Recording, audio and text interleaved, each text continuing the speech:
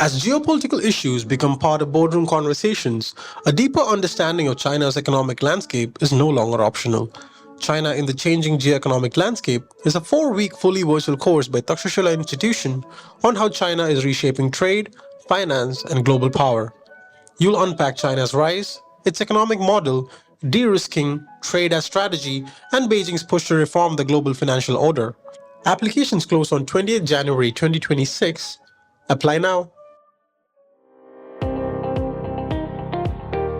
Welcome to All Things Policy, a daily podcast by the Takshashila Institution.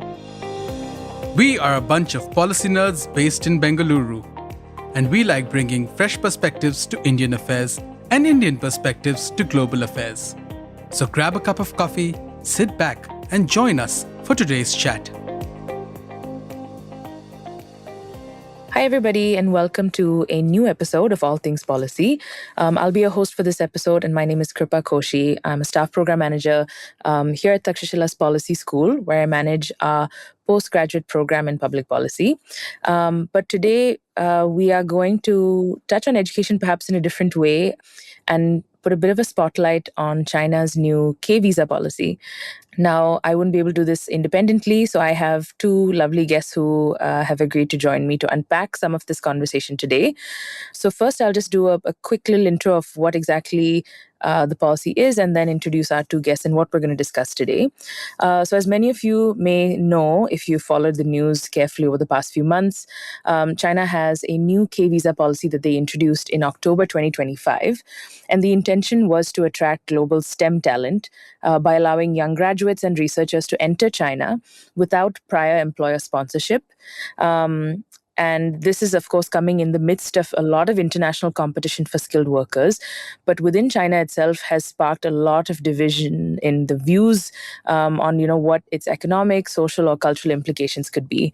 So today I'm joined by two guests who will help me unpack this. The first, allow me to introduce Anushka. Anushka Saxena, for many of you who've been following her work, may already be familiar with her background, but I'll nonetheless introduce her, is a staff research analyst with Takshashila's Indo-Pacific Studies program.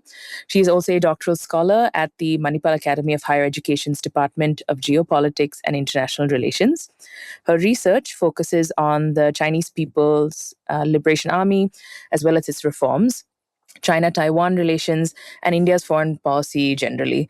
She also curates the weekly newsletter Eye on China, and has most recently, amongst the many things she's written, also touched on the implications possibly of, and some of the commentary on the K-visa itself. So welcome, Anushka. Lovely to have you. Thank you so very much, especially for that generous introduction, Kripa. Yes, it's all accurate. So I'm just reading some facts out here. Well, thank you. And our next guest, I'm just going to introduce here, Zoe Liz Phillip is an independent writer for the Hindu's education vertical that publishes online. She is also a recent graduate of the Masters in Public Policy program offered at the National Law School of India University here in Bangalore. Her stories have largely covered education and education policy in India, and has a keen interest in studying public policy outcomes through an economic lens in particular. Welcome, Zoe. A pleasure to have you on ATP. Hey, thanks so much, Kripa. Happy to be here. Lovely. So, yeah, I'm excited for the chat that we're going to have. I think I've already alluded to what obviously our topic is intended to cover.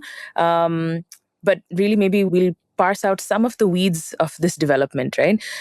So as I mentioned, of course, the K-visa means that, STEM scholars and researchers can come to to China.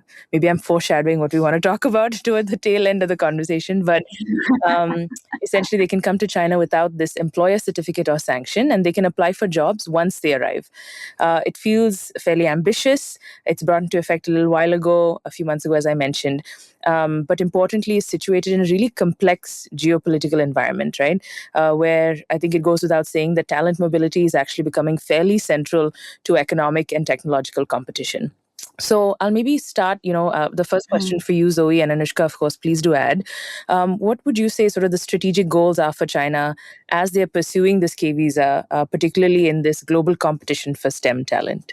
Yeah, over to you, Zoe. Yeah. Again, thanks, Kripa. I think to start with, as a journalist and someone who covered this story, the story itself came from a very different reportage impulse for me. So unlike most of the education pieces that I'm writing, which usually build over a week or through multiple conversation, this was sort of a very time sensitive thing. It followed directly after a New York Times article that reported on the K visa, and more importantly on the public backlash that came within the day of the announcement. So while we were on the back of that, something I wanted to understand was slightly different from what was already being reported. And it was to understand what experts who had already been watching China or, keeping an eye on China closely thought that this visa signaled strategically. So from that lens, the K visa sort of fits into China's long-standing approach to labor and innovation. So this was my learning from the people that I spoke to about for the story. If you look at it through a very classical economics or even a Marxist lens for that matter, labor, and especially high quality labor, and the K visa as an instrument to attract it, sort of sits at the epicenter of this push and pull. So China being ideologically Marxist, but economically, hyper focused on scale, on tech innovation. Labor is then viewed as being integral to this process of growth, and perceived as very useful and should be given its due.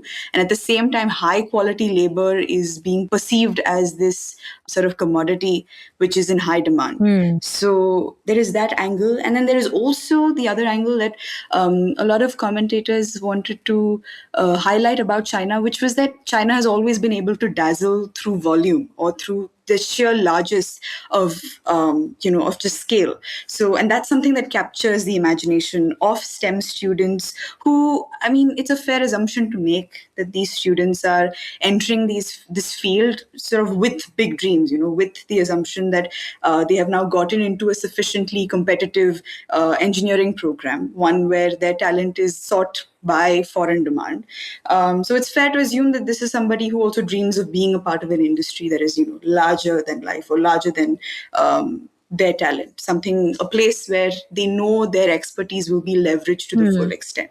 So the K visa, I feel like, is a part of that same logic. It's sort of treating global STEM talent as this strategic input and something that has to be acquired quickly, very aggressively and at scale. But yeah, I think that's where the strategic goal for China lies. Yeah, sure. I think that's a really sort of component to sort of perspective to keep in mind. I'm sure Anushka has some thoughts also to add on the geopolitical signaling portion of it in particular. So over to you, Anushka. Right. Thanks so much, Zoe and Kripa. Yeah, I think aspirationally, from the perspective of the Chinese party state, leveraging foreign talent in an ever-growing Chinese economic and technological system becomes key. And so in that sense, the K visa isn't just a standalone policy in and of itself. It's also evolutionary if you look at the revisions that have been made to the regulations on invitation of foreign labor and talent, right? Or just the visa policy of the Chinese mainland in general. And so if you go back, the key visa program previously was the R visa program under the regulations of the PRC on administration of entry and exit of foreigners. And that was very strict in the sense that it only wanted foreigners of a high talent, of course, STEM being a part of that majorly. It required that talent registered with an employer in China before they came in. They could demonstrate that the degree that they own or the educational institution that they've been part of previously has produced innovative talent or graduates that have done good things or done extraordinary things in the STEM ecosystem. So largely the R visas requirements were strict. So in that sense, the K visa is also evolutionary, if not, and that's why I argue it shouldn't be seen as standalone and isolated or something new that the Chinese have experimented with, because it just lowers the bar. So the Chinese are still wanting immigrant talent, foreigners from high quality schools and educational institutions or research academies. But now what's new and what's unique, especially for China, which is a very non-immigrant based society, if that makes sense. It's not a society Doesn't rely on foreign talent primarily. It's not a society where you'll find the highest concentration or numbers of immigrants or foreign talent in industry. So those are the things that are new now. They don't need, for example, an employer certificate to come in. We don't know the exact basis or guidelines based on which Chinese embassies abroad are going to be granting the K visa. So in that sense, that flexibility also allows the Chinese party state to be either ruthless or absolutely, flexible with who they're Or benevolent, benevolent with who they're going to be letting in. Thanks, Kripa. So just on the geopolitical angle to this and the signaling angle, which was your question, I realize. Look, this is not to say that the K visa wasn't under consideration already, or the Chinese weren't already wanting to leverage and capitalize on foreign talent and their availability. Right. But definitely there is a time component to the announcement, because in September, particularly on September 19th, we saw Donald Trump in the US issue a proclamation arguing that, we've been letting in so many immigrants, and proportional to that, the employment of immigrants hasn't gone up.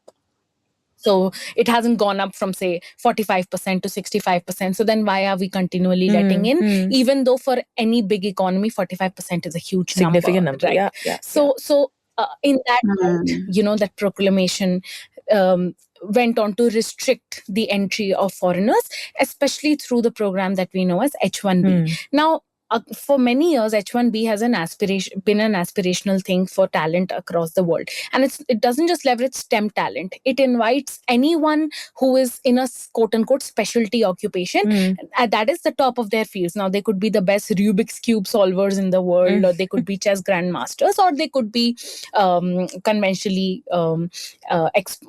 expert in, say, STEM. So in that sense, it was much broader, and it invited much more talent. So in that sense, K visa is also different because it's saying STEM. But the Chinese have definitely wanted to leverage the tensions that have come from the H-1B restrictions, the infamous $100,000 fee, and eventually kind of drive that talent home instead. That talent home. And, the narrative reflects that, but we can get into that later. Yeah, no, I think that's important context to sort of have, and to situate it in, of course, very importantly, how things are playing out in other countries and in the US in particular, right? I think I wanted to sort of speak a little bit about something that you paid a fair bit of attention to, I know, in your research, Anushka, which is about, there's been we've said, there's a lot of commentary on this as soon as it was sort of released. A lot of thoughts on, what the economic and social impact could be in China in particular. So maybe if you could pass out, I know you've very broadly categorized them into 3 buckets. How would you sort of speak to, and maybe if you could give listeners a bit of a summary of each of the 3 main views that you've been seeing as the response to the visa. Yeah. And then Zoe, please do add as you also see fit. Yeah. Yeah, thanks. So, like you said, broadly there are, and the categorization of the views themselves is not very unique, because with any issue, you can broadly say that the there pros, the cons, like the detractors as well as the advocates. Right. Yeah. Exactly. So there'll be, these 3 broad buckets, and they'll largely represent either 2 ends of a spectrum of the opinion on anything. Sure. And then the smack dab center. So in the case of the K visa opinions or K visa commentaries in China, I wouldn't say smack dab center, but somewhere in between on both sides. So yes, firstly, on one end of the spectrum, we have the rivalist advocates. Now, when the K visa was put into effect on the 1st of October last year, as you mentioned, that first strand of thought that came up was about how this is a strategically vital move that's been played by the Chinese party state. It thinks long term, the move that guarantees that now, because of the H-1B restrictions in place, all of this foreign talent, especially in STEM fields that wanted to go to the US, will and should ideally come to China. And so this move is absolutely accurate in that light. Will it create some problems for Chinese locals seeking employment? Maybe, but this strand of thought or this elite opinion is arguing that we have to look beyond that. We have to look beyond those local problems and think about how, when this foreign talent comes, it's going to give China an edge over the US, which, by the way, is its near peer competitor right now in Beijing's conception in, technological and innovation fields. Yeah. So they're very opportunity needs to be leveraged right now. Exactly. Yeah. So the rivalist advocates are arguing that, the moment is perfect for the K visa to come into effect. And then eventually, if we also look at some of the other economies like South Korea, Germany, even Russia, some of them give examples of Russia on platforms like Tencent. And they argue that these are economies that have been made by the power of foreign talent. So China needs to be able to leverage that, given that it has been a very low on the immigrant openness scale, if there's one at all. Then there's the other extreme, which I've categorized as the foreign garbage discourse, because these are essentially people who are arguing that the K visa is going to open the doors for foreign garbage, which is essentially people that couldn't find jobs in the US, couldn't find jobs in Europe or anywhere else. So they won't get top tier talent. It's going to be the dregs that have left behind. Exactly. And their focus is on a couple challenges, which by the way are very real, a couple challenges that this is going to create. One is because of the quote unquote low bar requirements of the K visa, and the flexibility that comes with, not having the sanction of an employer or just being classified as STEM talent, which could mean 10 things. I think you're STEM talent, right? Yeah, sure. I think definitely. So. We all qualify. We all qualify, exactly. So there are concerns in that sense, that there's no definitive sort of, no definitive quality or bar that the R visa had. Then there's a cultural and societal aspect to this, because these people argue that, look, when foreigners come in, they need to have free information flows. They need to have some certain social rights or certain human rights that they can, seek and be guaranteed. And the Chinese state isn't just wired like that. It's a state where locals have thrived because they understand how the party state works and how the social contract between the state and the people functions. And when there's a huge influx of immigrants and foreigners, it's going to be a whole nother ball game, which the party state simply isn't prepared to handle. So that's what they say. And finally, you have the pragmatists, or the pessimistic pragmatists, who say that, look, all of the challenges are right. And by the way, if you look at employment numbers, that's a huge problem in China. At one point they were so high. At one point they were so high that in 2023 the National Bureau of Statistics in China stopped publishing the numbers. I thought that was a very interesting move, actually, to say, if we don't put the data out there, you never maybe know you don't think it's so bleak exactly a forecast. Exactly. And then when they came out with the numbers again, they revised the criteria for what constituted as unemployment. So they removed university students. And then suddenly the number was same, 5% and 5%. but 5% of everyone and 5% of everyone minus university students isn't the same, right? So those pragmatists then take those numbers and say that, look, okay, unemployment is being fairly stable. So what we need to focus on is the opportunities these foreigners can create. They can't just come to China and start flourishing. They're going to need local anchors. So your job seeking employment in the local ecosystem would be to act as these anchors and to leverage the innovation opportunities that these foreigners create. So that's what largely is the sentiment going forward. I know it's a lot of diverse buckets and doesn't truly reflect the generalized mass opinion, but it is what it is. But this is what's been publicly sort of put out there as well. Actually, I think it's a great place that you sort of ended your response on, Anushka, about this unemployment being a concern, about concerns around national identity, or newcomers being able to understand the Chinese sort of milieu that they'll be stepping into. So maybe I'll turn to you, Zoe, to sort of talk a little bit about, maybe if you could touch on, how perhaps some of these unemployment concerns, this national identity sort of thoughts is informing some of the resistance to the K visa itself. I think that's really where that resistance sharpens. The K visa sort of arrives at a moment, and like Anushka spoke about, and Anushka and I spoke about this even when I was writing the story, it comes at a moment where youth unemployment, it's not even, the numbers are stark enough that it's not just one amongst many policy issues that exist. And so when you're at that stage as a country or as an economy, against that backdrop, the idea of opening your doors to foreign STEM workers, it becomes Very threatening obviously idea. politically and socially very sensitive. So there's this strong national identity component here. So the backlash is not just economic, it's cultural. It's about who gets to belong and who gets the opportunities and, who is being displaced in that process.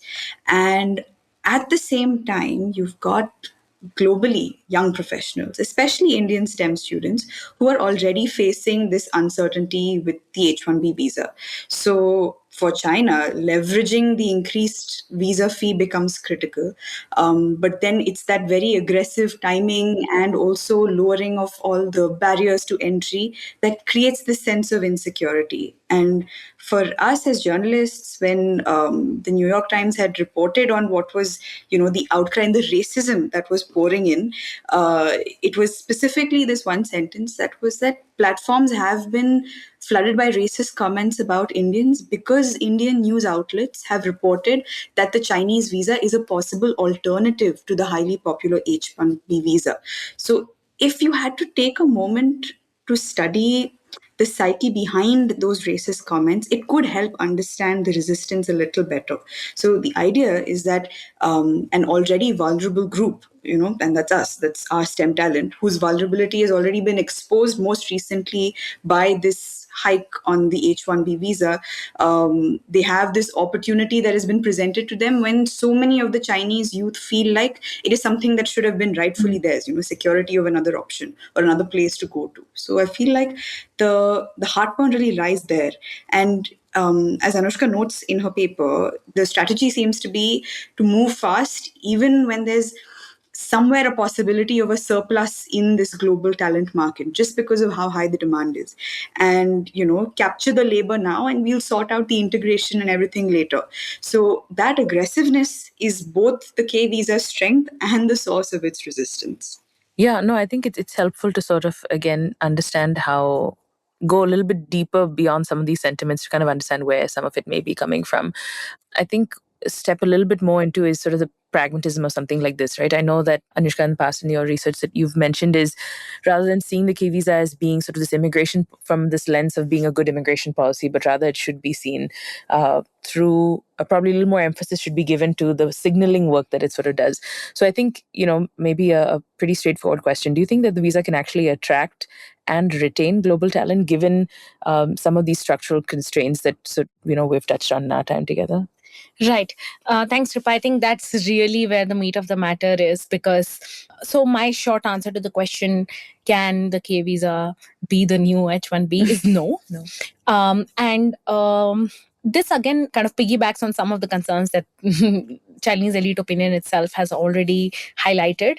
But I think the major issue here is, like you said, retention, because the Chinese party state creates interpersonal relationships with, for example, state-owned enterprises or even private sector firms. And, interpersonal is a low-ball term. Actually, the Chinese political and economic ecosystem as a whole systemically operates on the idea of something we call guanxi, which is networks that help propel your career, help you Right. economically. That guanxi is something that's very unique to the Chinese ecosystem, and I don't know if foreign talent coming in is going to either be able to leverage that and function effectively, or it's going to be a catastrophic failure where Chinese locals are persistently clashing in terms of their work culture with these foreign immigrants. And I'm talking 5 years down the line, maybe in 20 years, because of, again, the nature of the party state, which is largely authoritarian. If there's a crackdown on protests, if there is repeated issuance of guidelines and directives to SOEs, to private firms, that this is how you have to function. Yes. You have to interoperate with these Foreign immigrants. talent, yeah. With foreign talent, then it's a different case, and this is likely what's going to happen. So maybe 20 years down the line, we see them reaping fruits economically, which is, by the way, the risk runway for anything STEM related. But in the immediate term, it seems like it's going to be very tough, and there is precedent for anyone to make this argument reasonably, right? If you look at the Taiwanese and them going to Arizona to establish a semiconductor fab as part of the TSMC's outreach program. And by the way, TSMC is an eternal firm, right? It's done so, it's had so much progress in the semiconductor manufacturing and fabrication vertical of the supply chain. It has had global operations in Germany as well, and yet when they go to Arizona, their main concern is that we find it really difficult culturally to work with Americans, even though for many Taiwanese it is aspirational to go to the US and work there, right? So you see Both that are true simultaneously. yeah. So as soon as they get there, they're having babies in Phoenix, but and they're still wanting to they're still having to face the cultural issues. So it's likely that the same is going to happen with China, and many of them might eventually, as a consequence, have to leave or find jobs where you have more foreigners than not. Sure. And these foreign immigrants may also risk becoming the poster whites for some of these firms, which is also a problem in China. This is an interesting one, by the way. Why would you elevate foreign talent above and consider them as more valuable to a firm's? Exactly. And this is also cultural and systemic in China, where firms have token foreign representation, which you will see in photos on their websites to show how global their operations and their working processes are.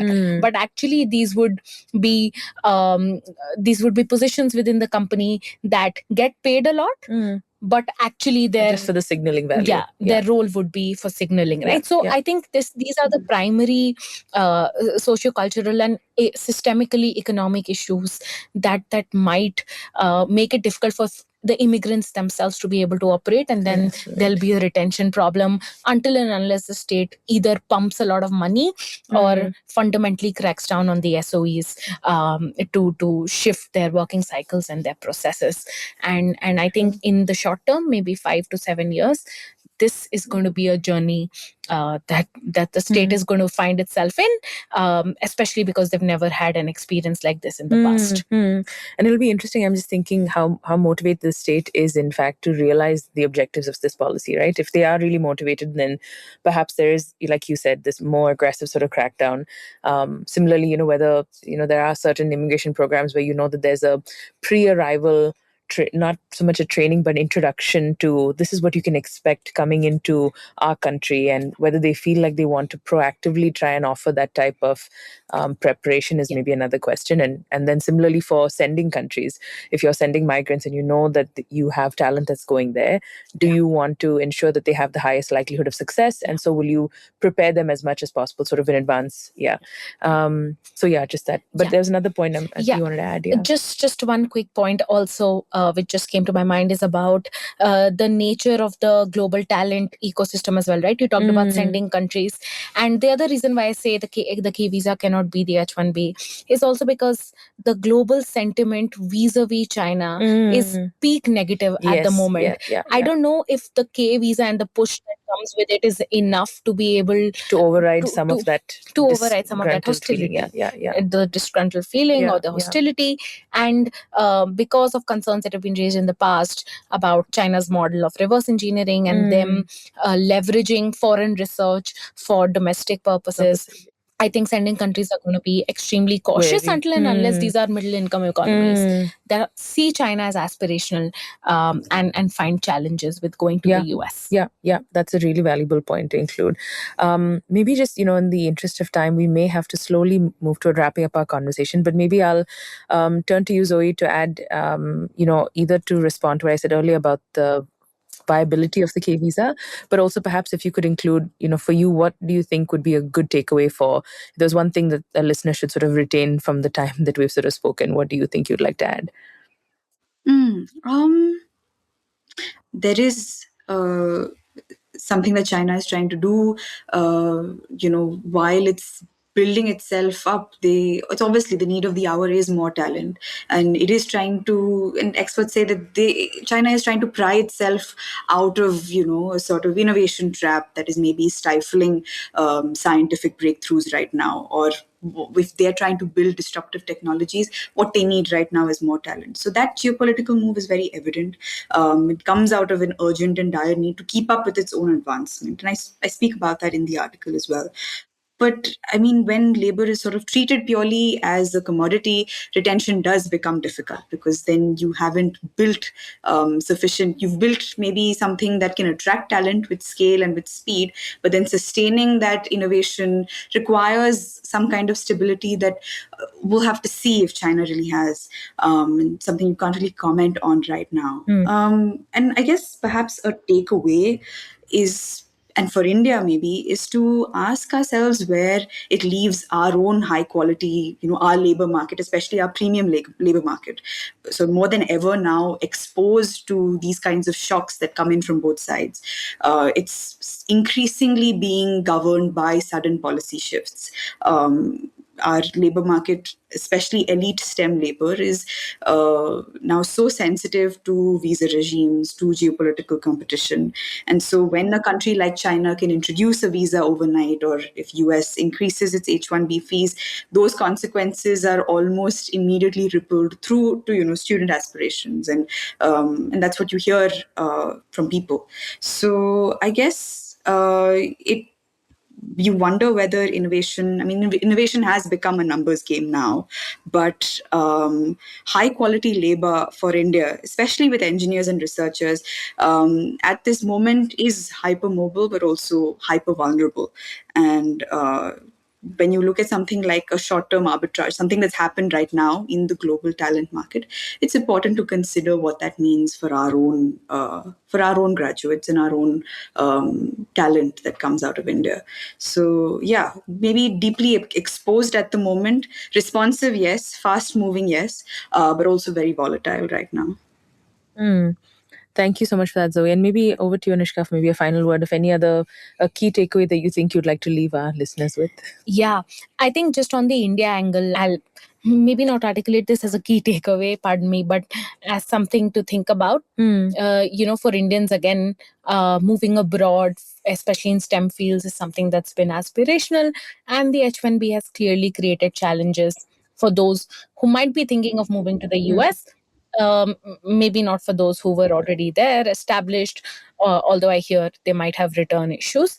Nonetheless, for anyone considering China as a viable alternative, or thinking of the K visa as something that provides an easier to access platform now that the employer's requirement doesn't exist, I think for them, especially, it would be important to look at something like elite opinion or commentaries. I'm not saying go read my paper, but do check But out. also, please do read. But do check out Weibo and Tencent if you can, and you'll realize that, with Indians in particular, you see, unfortunately, the foreign garbage discourse being the most prominent. Because while there will be nooks and crannies of opinion within that rivalist advocate strand that talks about how Indians have been make or break in the US's tech ecosystem, those are more fringe or more niche as compared to the foreign garbage discourse ones. And I don't know if that negativity or hostility, especially given also the nature of the India-China relationship, is something that Indians would be prepared for. So I think from a policy perspective, this is not just emotional or moralistic, right? This is also important from a policy perspective, because now as visa requirements on both sides become relatively more relaxed, emphasis on relatively, given the nature of relations in the past few years, and the government must consider what they need to do to, as you said, Kripa, prepare those wanting to go for such an ecosystem. Yeah. I do think it seems a lot like a wait and watch sort of how some of this plays out. But with that, I do want to thank both of you. Thank you so much, Anushka. Thank you so much, Zoe, for joining me. I think it was a really helpful chat in helping folks who may, from a cursory glance, just see it as like it's all good news and how wonderful it is that there's opportunity that's opened up for some of the specialized talent to sort of take pause and sort of consider and unravel some of the sort of elements of it as well. So thank you both so much for your time. And to our listeners, I hope you take the opportunity to read some of Zoe's reporting on this subject as well as Anushka's research. But thank you both. Thank you. If you liked our show, dive into Takshashila's research on technology, strategy, and economic affairs. Check us out at our Twitter handle @TakshashilaINST or our website takshashila.org.in.